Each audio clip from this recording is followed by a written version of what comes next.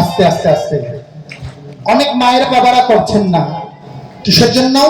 কারণ আমরা তলির জীব, লাভ ছাড়া চলি না, তাই না? যেখানে লাভ নেই আমরাও নেই, আর লাভ যেখানে আছে আমরাও আছি।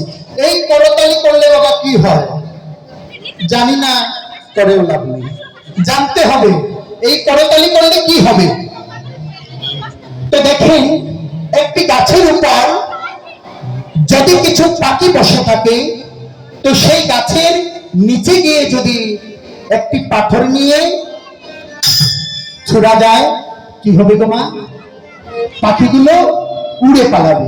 ঠিক তেমনি ভাবে এই কীর্তন মন্ডলে আসলে পরে, কীর্তন মন্ডলে বসলে পরে করতালি করলে আমাদের দেহের ভিতর, আমরা কিন্তু কলির পাপাচ্ছন্ন জীব মা, এই কলির পাপাচ্ছন্ন জীবকে উদ্ধার করার জন্য অনাধিরাদি গোবিন্দ আমার রাধার ভাব কান্তি বিলাস নিয়ে দুই অঙ্গে এক অঙ্গ হয়ে গৌরাঙ্গ হয়ে এসেছেন শ্রীরাম নবদ্বীপে। কিসের জন্য?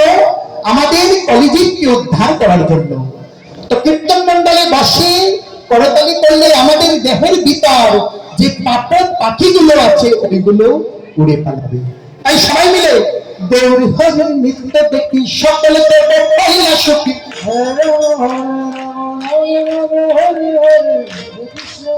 কৃষ্ণ কৃষ্ণ কৃষ্ণ হরি হরি হরি হরি হরি হরি হরি নৃত্য দেখি সকলে দেব